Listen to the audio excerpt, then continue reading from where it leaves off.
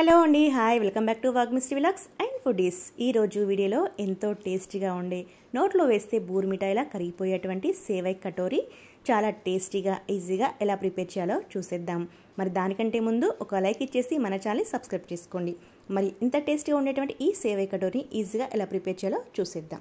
దీనికోసం ముందుగా స్టవ్ మీద ప్యాన్ పెట్టేసుకుని 2 టేబుల్ స్పూన్ల వరకు నెయ్యి వేసుకోవాలి.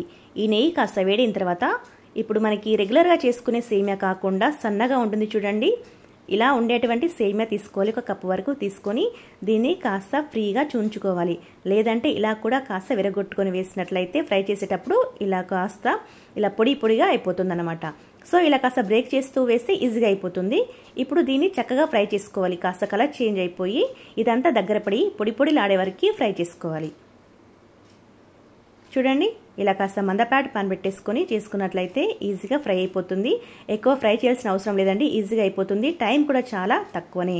సో ఈ విధంగా అంతా దగ్గర పడిన తర్వాత చూడండి, ఇప్పుడు దీంట్లోకి మనం ఒక 4 టేబుల్ స్పూన్ల వరకు కండెన్స్డ్ మిల్క్ కానీ, లేదంటే షుగర్ సిరప్ కానీ, లేదంటే కోవా కానీ, నేను ఇక్కడ స్వీట్ కోవా వేస్తున్నాను. నేను ఇంట్లో ప్రిపేర్ చేసినటువంటి కోవా వేస్తున్నాను. మీ దగ్గర ఒకవేళ కండెన్స్డ్ మిల్క్ ఉన్నట్లయితే తప్పకుండా అది యూజ్ చేయండి. లేదంటే కోవా వేసుకున్నా కూడా చాలా బాగుంటుంది. సో ఒక 2-3 టేబుల్ స్పూన్ల వరకు వేసేసుకోవాలి. ఇలా వేసేసుకొని ఒకసారి అంతా కూడా బాగా కలిసేలాగా కలిపేసుకోవాలి. ఇలా కోవా వేస్ట్ చేస్తే టేస్ట్ అనేది చాలా బాగుంటుందన్నమాట. సో ఇందులో ఆల్రెడీ షుగర్ కలిపి ఉంది కాబట్టి తిన్నటప్పుడు మనకి నోటికి తీగ తగులుతూ ఉంటుందన్నమాట. సో ఈ విధంగా వేసేసుకొని కాస్త దగ్గర పడిన తర్వాత దీనిలోకి చాప్ చేసినటువంటి డ్రై ఫ్రూట్స్ కూడా వేసుకోవాలి. ఇలా ఒకసారి కలిపేసుకొని ఇదంతా దగ్గర పడిన తర్వాత ఇప్పుడు స్టవ్ ఆఫ్ చేసుకొని కాస్త గోరువెచ్చగా చల్లారేంత వరకు పక్కన పెట్టేసుకుంటే సరిపోతుంది. ఇది ఇలా కాస్త గోరువెచ్చగా ఉన్నప్పుడు ఇప్పుడు ఇలా చిన్న చిన్న సైజులో ఉన్నటువంటి బౌల్స్ని తీసుకొని ఇలా అడుగు బాగాన లైట్గా నెయ్యి కానీ లేదంటే ఆయిల్ కానీ ఒక 1 డ్రాప్ వరకు అప్లై చేసేసుకోవాలి. ఇలా ఒక 2-3 బౌల్స్ తీసుకున్నట్లయితే సరిపోతుంది మన క్వాంటిటీని బట్టి. సో ఇప్పుడు దీన్ని కొంచెం కొంచెంగా తీసేసుకొని ఈ విధంగా ప్రెస్ చేసుకుంటూ ఈ గిన్నెలో పెట్టేసుకోవాలి.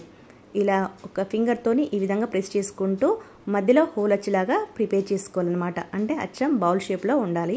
సో అప్పుడే మనకి స్టఫ్ వేసుకోవడానికి ఈజీగా ఉంటుందన్నమాట. సో చూసారు కదా అండి, ఈ విధంగా స్టిక్ అయిపోవాలి బౌల్కి. ఇలా చేసేసుకొని మిగతావి కూడా ఇలాగే ప్రిపేర్ చేసుకున్నట్లయితే సరిపోతుంది. ఇప్పుడు వీటిని ఫ్రిడ్జ్లో ఒక 5-10 నిమిషాలు పెట్టేస్తే కనుక మనకి ఇవి బ్రేక్ అవ్వకుండా ఇలా స్టిఫ్గా ఉండేలాగా ఉంటాయన్నమాట. మళ్ళీ ఇప్పుడు స్టవ్ మీద వేరొక ప్యాన్ తీసుకొని కప్పు వరకు చిక్కని పాలు వేసుకోవాలి. నేను ఇక్కడ కాచి చల్లార్చిన పాలు వేస్తున్నాను.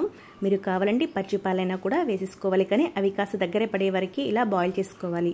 ఇక్కడ చిక్కని పాలే వేసాను. అలాగే దీనిలోకి 4-5 టేబుల్ స్పూన్ల వరకు పాల పొడి కూడా వేస్తున్నాను.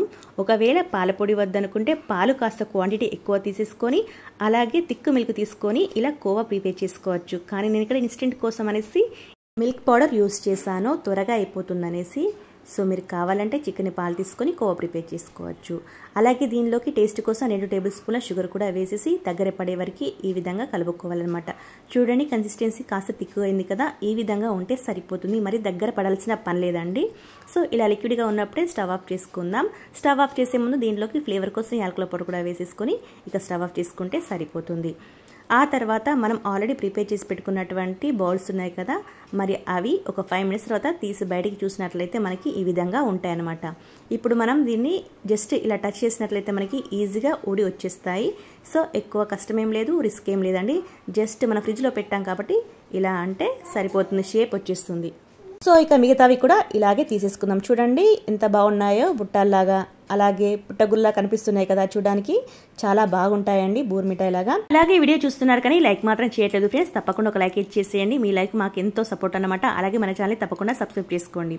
ఇక చూసారు కదా ఫ్రెండ్స్, ఈ బౌల్లోకి మనం ఆల్రెడీ ప్రిపేర్ చేసుకున్నటువంటి కోవాని వేసేసుకోవాలి. ఇలా అన్నిట్లలో కోవా వేసేసుకోవాలి. ఇందులో పట్టే వరకు ఇలా అన్ని బౌల్స్లలో కోవా వేసేసుకొని పైనుండి చాప్ చేసినటువంటి డ్రై ఫ్రూట్స్ వేస్తే చాలా అంటే చాలా టేస్టీగా ఉంటుందండి. నోట్లో వేస్తే ఇట్టే కరిగిపోతుంది. అసలు డ్రై ఫ్రూట్స్ వేయాల్సిన పని ఏం లేదు, కానీ కాస్త గార్నిష్ కోసం అనేసి వేసాను. సో ఫ్రెండ్స్ చూసారు కదా, మీరు కూడా ఒక్కసారి తప్పకుండా ఈ స్వీట్ని అయితే ట్రై చేయండి. చాలా చాలా టేస్టీగా ఉంటుంది.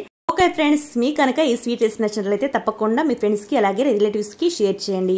అలాగే వీడియోకి ఒక లైక్ ఇచ్చేసి మన ఛానల్ని కొత్తగా చూసేవారు కానీ లేదంటే సబ్స్క్రైబ్ చేసుకునేవారు కానీ తప్పకుండా సబ్స్క్రైబ్ చేసుకుని పక్కన బెల్ ఐకాన్ యాక్టివేట్ చేయండి. Thank you for watching friends. By by.